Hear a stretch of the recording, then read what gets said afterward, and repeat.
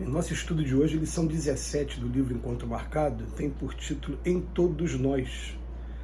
Não podes negar que tiveste o espírito ferido, nos diz que se foram em situações desagradáveis, das quais te ficou na memória a figura de alguém por presença difícil.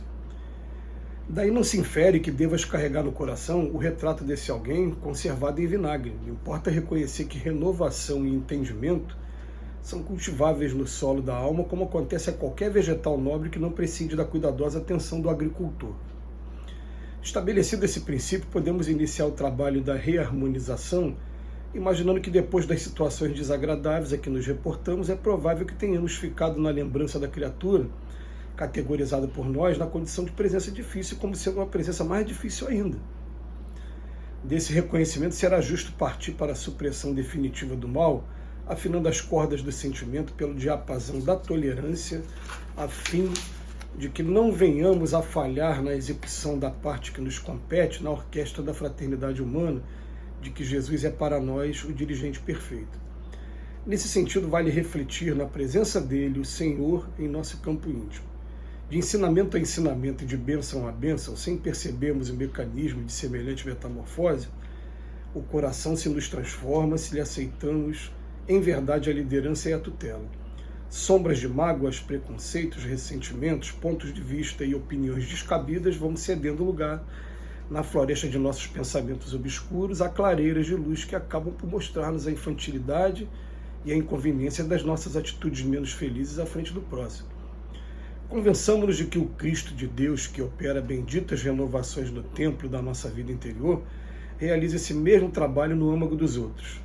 Diante, assim, de nossos adversários, sejam eles quais forem, indiscutivelmente não será razoável adotar irresponsabilidade ou bajulação para com o desequilíbrio ou leviandade, sob o pretexto de estabelecer a concórdia, mas conservemos respeito e simpatia, orando por eles e abençoando-lhes a existência, na certeza de que o Senhor está agindo no coração deles e operando em silêncio nas entranhas da nossa alma, renovando-nos e aprimorando-nos, de modo a que hoje, aqui, amanhã, mais tarde ou mais além, venhamos a reunir-nos todos na posição de filhos de Deus, sem tisna de separatividade ou melindre, para trabalharmos integrados finalmente uns com os outros na construção do reino do amor.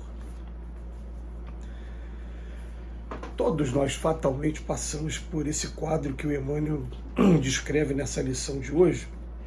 É a lição de você encontrar aquela pessoa que se torna difícil e que as incompatibilidades ou as circunstâncias tornam insuportáveis mesmo num determinado momento o convívio com determinada pessoa. Isso vai acontecer em família, vai acontecer na casa religiosa, vai acontecer no ambiente de trabalho, vai acontecer na vida social. Isso aí faz parte do gênero de provas aqui do mundo de expiações e provas. O que o Emmanuel está convidando a gente é a gente começar a fazer uma análise do que aquela pessoa ela está representando para a gente no campo do sentimento, porque o campo do sentimento aqui, ele pode determinar um monte de coisa que vai acontecer com a gente do outro lado da vida.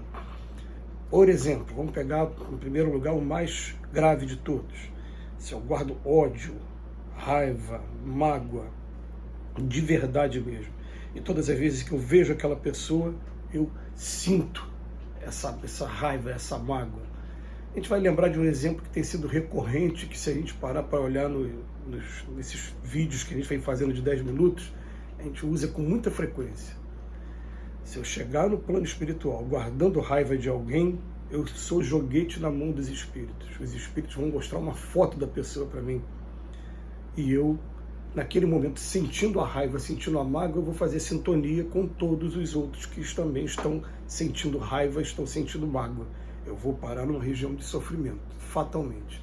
Como aconteceu com André Luiz, quando ele relata no livro Nosso Lar, ter encontrado um outro homem casado com a sua esposa que ficou viúva quando ele desencarnou. O ciúme fez com que ele parasse numa região de sofrimento. Então a questão de a gente começar a entender se o perdão é sinal de inteligência, pelo menos. Eu perdoar, eu estou fazendo bem a mim. Por isso que até os espíritos falam, você, em primeiro lugar, fica com o teu sentimento pacificado, tranquilo, E aí, se realmente você tiver aprontado com a outra pessoa, se a sua consciência estiver apontando, aí você vai começar a trabalhar a ideia de reparar o mal que você fez. Mas às vezes você nem aprontou nada, às vezes você que ficou magoado tem que tranquilizar você mesmo. Às vezes você está fazendo mal a você sem a pessoa saber o que você está fazendo. Você que guardou aquele sentimento. E no plano espiritual, o que faz a gente atrair uns aos outros é o sentimento, o pensamento e o sentimento, mas muito mais esse campo emocional aqui nosso. Então, em primeiro lugar, isso. Em segundo lugar, ele vem falar para a gente assim, a gente pode perdoar e simplesmente ter como opção, falar, não, eu definitivamente nesse momento eu não tenho condições de conviver com essa pessoa, porque ela tem pensamentos diferentes, mas olha só, eu quero que dê tudo certo para ela, vou fazer minha prece por ela e vou zelar para que tudo corra de maneira tranquila, mas as aspirações dela, o caminho que ela toma é diferente do meu nesse momento. Não é impossível fazer isso, isso dá para a gente fazer. Mas o Emmanuel ele vem falar para a gente, olha só, daí não se infere que você deva carregar no coração um retrato desse alguém conservado em vinagre. Você não vai toda hora ver essa pessoa e...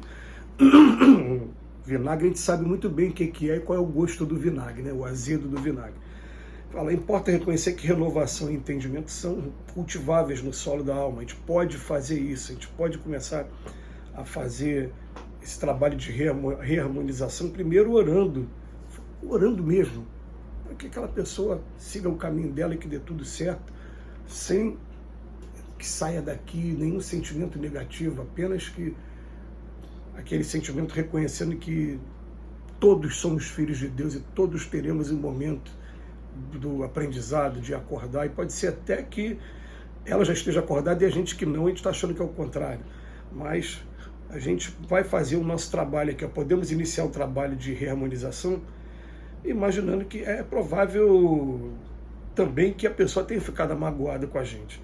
Então ele fala da tolerância, mas tem um momento aqui no texto que chama muito a nossa atenção, que ele vem falando que a gente vai ficar, não é nem na irresponsabilidade, nem na bajulação na hora de restabelecer o relacionamento. Quando a gente tem essa vontade, não vai ficar ali, tá tudo bem, tá tudo certo. Não, também nem de qualquer... Não é isso. E ele fala pra gente aqui no final, ele fala, diante assim de nossos adversários, sejam eles quais forem, indiscutivelmente não será razoável adotar irresponsabilidade ou bajulação para com desequilíbrio ou leviandade. Mas conservemos apenas respeito e simpatia, orando por eles, abençoando-lhes a existência, na certeza de que o Senhor está agindo no coração deles e operando em silêncio nas entranhas de nossa alma. E, gente, é um raciocínio muito simples. Quanto mais a gente alimenta ódio, o ódio segue a gente depois dessa vida. A gente vai voltar para o plano espiritual carregando o ódio um do outro. Toda vez que lembrou, atraiu. Atraiu, vai mostrar para o outro qual o sentimento que tem. Isso que a gente precisava entender muito como é que funciona. Eu pensar em alguém do outro lado, eu vou para o lado dessa pessoa. Aqui eu posso pensar em alguém está lá em outro estado, está em outro país, ótimo. Ele lá e eu aqui. No mundo espiritual, não. Eu pensei, eu vou parar do lado da pessoa. Quando eu parar do lado da pessoa que eu olhar para ela, o sentimento que eu estou mandando para ela, ela vai saber e pode revidar aquele sentimento ou não, de maneira que vamos entender que é muito mais inteligente a gente procurar trabalhar agora, aliviar esse sofrimento, esse sentimento pela pessoa, e agora começar a ter, mesmo que seja no primeiro momento, um sentimento neutro, porque muitas das vezes já aconteceu isso comigo.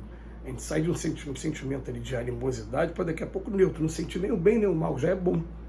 É melhor do que não sentir o mal, do que sentir só o mal. Mas depois, com o tempo, a gente começa até a desejar o bem, porque nós também somos seres humanos complicados. Então, ele chega aqui para a gente no final, ele fala assim, renovando-nos e aprimorando-nos de modo que hoje, aqui, amanhã, mais tarde ou mais além, venhamos a reunir-nos todos na posição de filhos de Deus, sem tisna de separatividade ou melindre, para trabalharmos integrados finalmente uns com os outros na construção do reino do amor. É uma mensagem lindíssima, muito profunda, e que mexe muito com a gente aqui no mundo de expiações e provas por conta da nossa natureza inferior ainda. Que Jesus nos abençoe hoje e sempre.